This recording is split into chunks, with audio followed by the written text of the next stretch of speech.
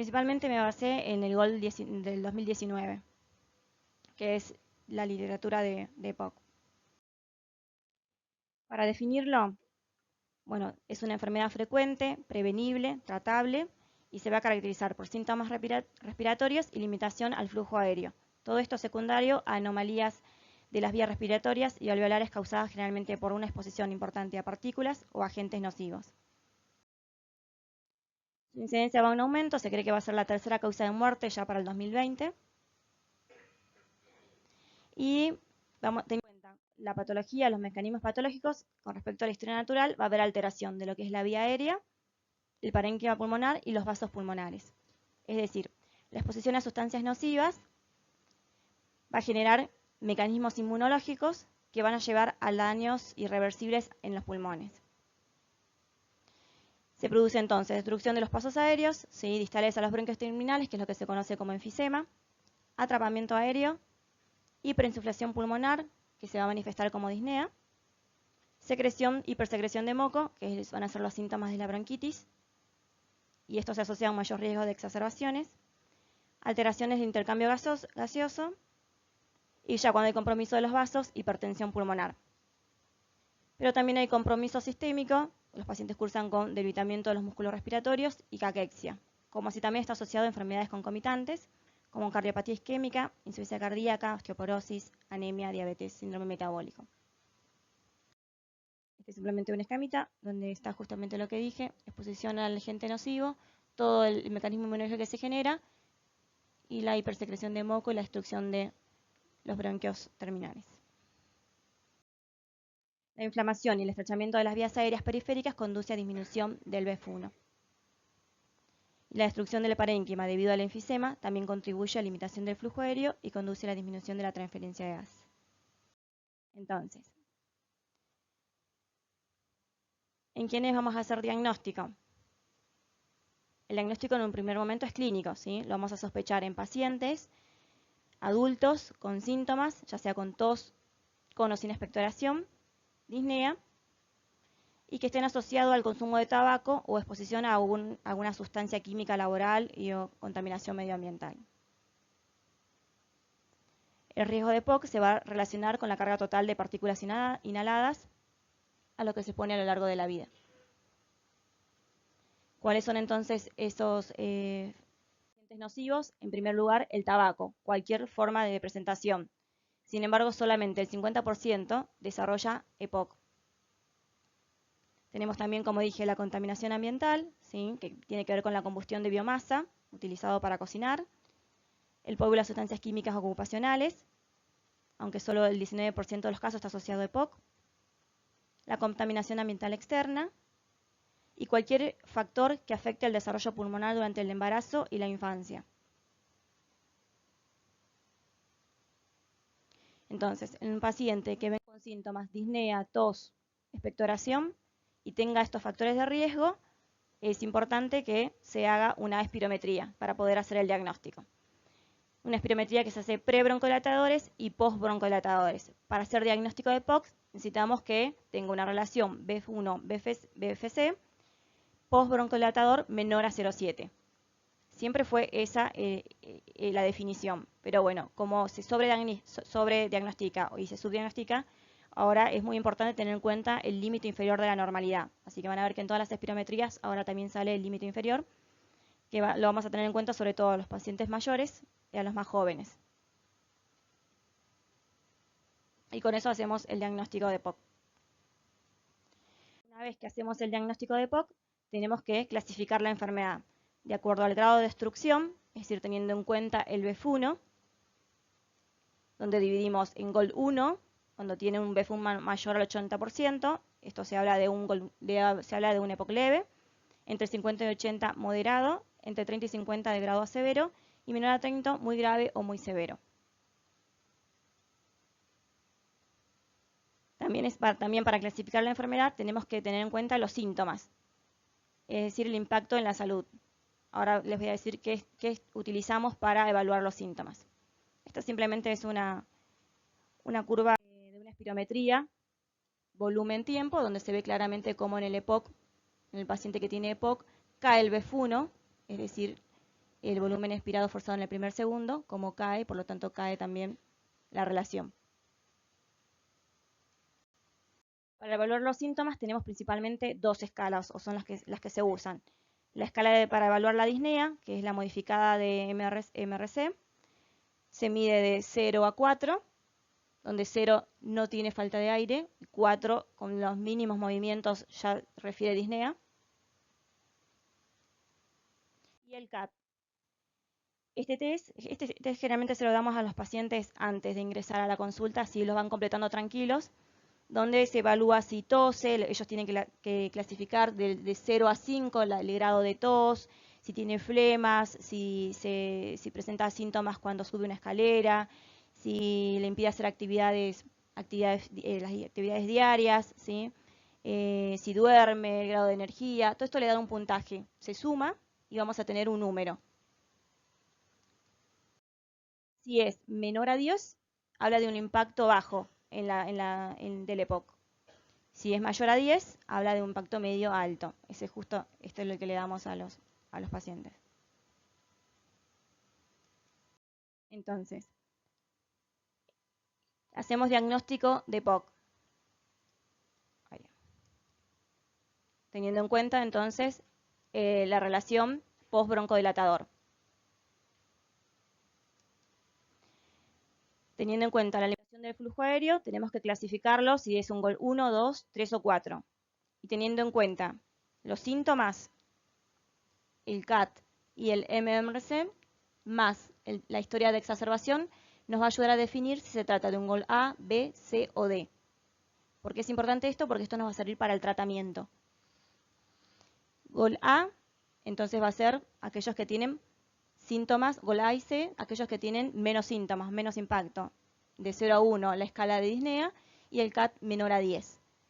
Y A se va a diferenciar de C por la presencia de exacerbaciones, más de 2 exacerbaciones o una que haya requerido internación. Eso va a ser C y la que no va a ser A. Lo mismo para B y D.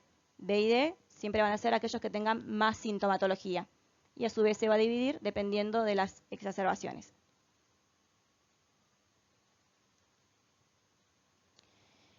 ¿Por qué es importante el tratamiento? Porque esto nos va a aliviar los síntomas, mejorar la tolerancia al ejercicio, mejorar el estado de salud, prevenir la progresión de la enfermedad, prevenir y tratar las exacerbaciones y reducir la mortalidad. Entonces, era importante, les dije, el GOL A, B, C y D para el tratamiento, ¿sí? ¿Qué es lo que nos recomienda? Que los pacientes los pacientes A, o sea, GOL A, es decir, que tenían menos sintomatología, un CAT menos de 10, un MMRC de 0 a 1 o exacerbaciones hasta 1 por año, en estos pacientes está indicado solo el broncodilatador, ya sea de acción corta o de acción larga. ¿De qué va a depender? De los síntomas. Si son síntomas esporádicos, el de acción corta. Si ya son síntomas más frecuentes, el de acción larga. En los pacientes GOL B, que eran los pacientes entonces que tenían síntomas menos de 10 y menos de 2 en la escala, perdón, más síntomas pero menos exacerbaciones, y en esto vamos a iniciar directamente con un broncodilatador de acción prolongada, ya sea LABA o LAMA.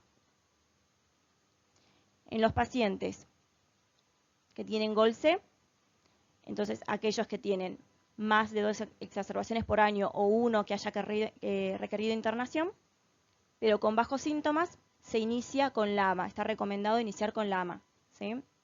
Ahora vamos a ver cuáles son.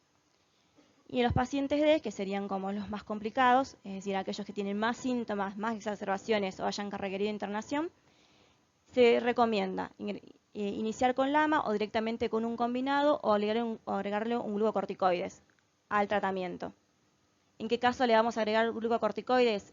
En aquellos pacientes que tengan eosinofilia mayor a 300 o aquellos pacientes que tengan un fenotipo asma-EPOC. En ellos también es más eficiente. Los corticoides inhalados sabemos que son el pilar en el tratamiento de los pacientes asmáticos.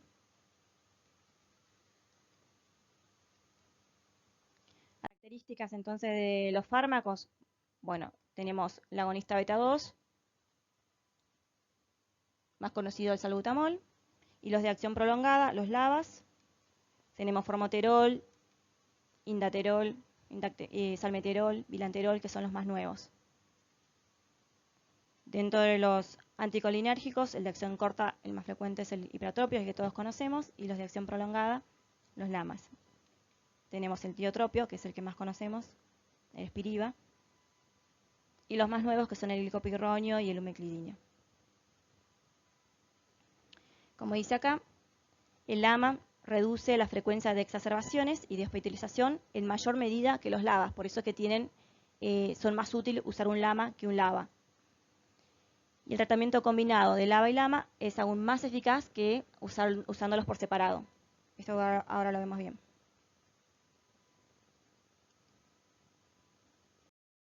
En el caso de los corticoides, nunca se dan solo, como dije. En el caso del asma sí, pero en EPOC no. Siempre tiene que estar combinado y tiene ciertas indicaciones. Tiene sus efectos adversos, como acá vemos. Además de la candidiasis, hay casos de más riesgo de neumonía. Entonces, los corticoides se van solamente en ciertos casos. Cuando no tengan un beneficio, es mejor desescalarlo. Otros nuevos fármacos son el roflumilaz, que es el inhibidor de la fosfodiesterasa 4, que también tiene indicaciones más precisas, si sea en pacientes con exacerbaciones frecuentes, pacientes con bronquitis crónica. Y el uso de antibióticos, acitromicina o eritro, en realidad citro es el que más se da, también tiene el beneficio de reducir la frecuencia de exacerbaciones. Ahora lo vemos cuándo se dan. Todo paciente, entonces, que hacemos diagnóstico de EPOC, cada vez que consulta, se tiene que evaluar de nuevo los síntomas, las disneas, si tuvo exacerbaciones o no.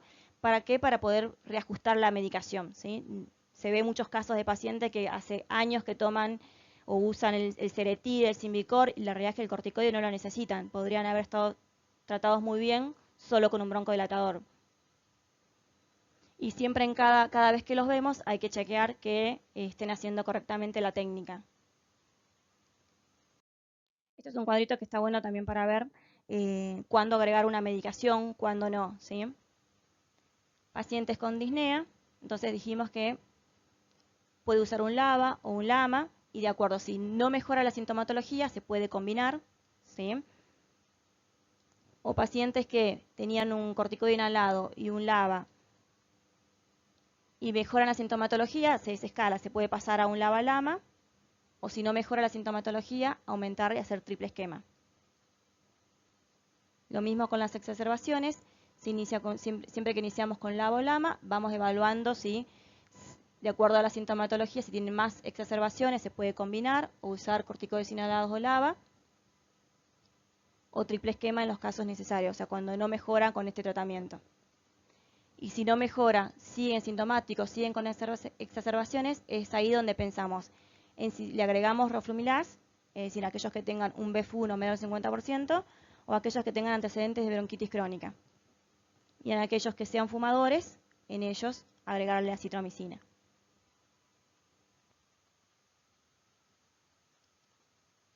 Esto es un resumen también de lo mismo para que quede más claro.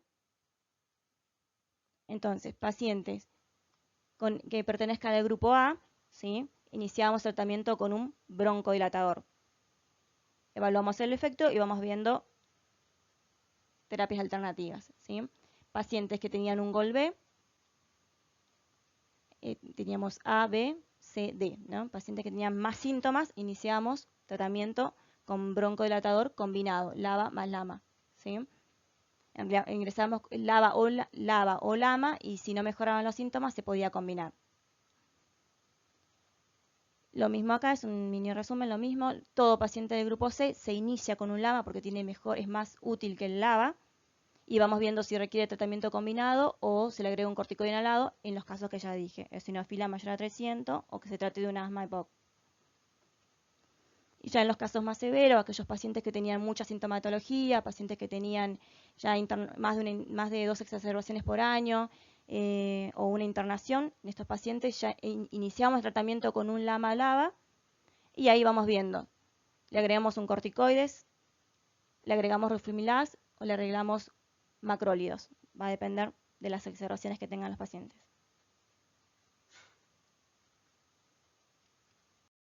Esto es lo mismo pero escrito.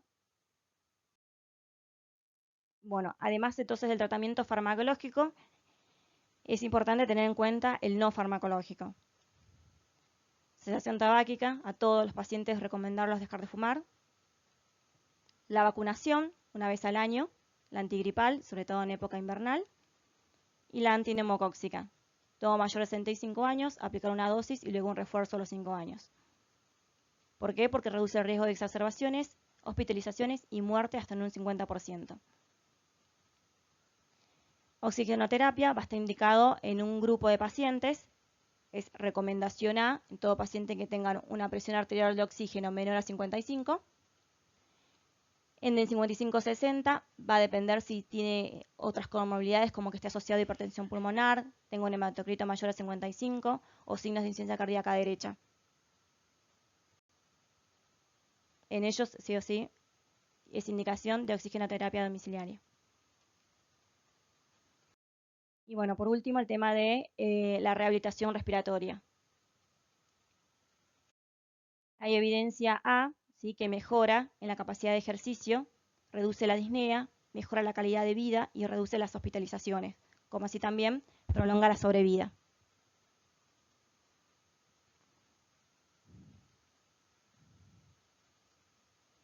La rehabilitación respiratoria se hace de forma multidisciplinaria, ¿sí? Hay lugares donde realiza, en el hospital de clínica se hace. No solamente participa un neumonólogo, sino también enfermería, kinesiología. Es todo un grupo que está preparado justamente para hacer actividades específicas para cada paciente y se ha comprobado los beneficios que tiene. El tiempo de duración, lo que se estudió son 8 semanas, pero bueno, no se ha visto más beneficios más días. Otros tratamientos en EPOC tenemos el tema de los antioxidantes. Se cree que disminuye las exacerbaciones, el uso del más conocido, el N-acetilcisteína. Hay todavía escasa evidencia, no se sabe bien en qué poblaciones exactamente se da, pero bueno, hay algunos estudios donde hablan que sí, que es efectivo y disminuye las exacerbaciones. Otro tratamiento es el de alfa-1 antitripsina. Lo que se recomienda es que a todos los pacientes se le haga un dosaje de alfa-1 antitripsina cuando hacemos el diagnóstico. Y después tenemos otras terapias un poco más complicadas, que son el tema de la reducción de volúmenes, que tiene que ver con la aplicación de coins o válvulas, que son muy específicas, depende, es todo un estudio que se le hace a los pacientes para ver cuál, si tiene indicación o no y cuál va a recibir. Y por último, bueno, ya en los casos severos, el trasplante. Nada más.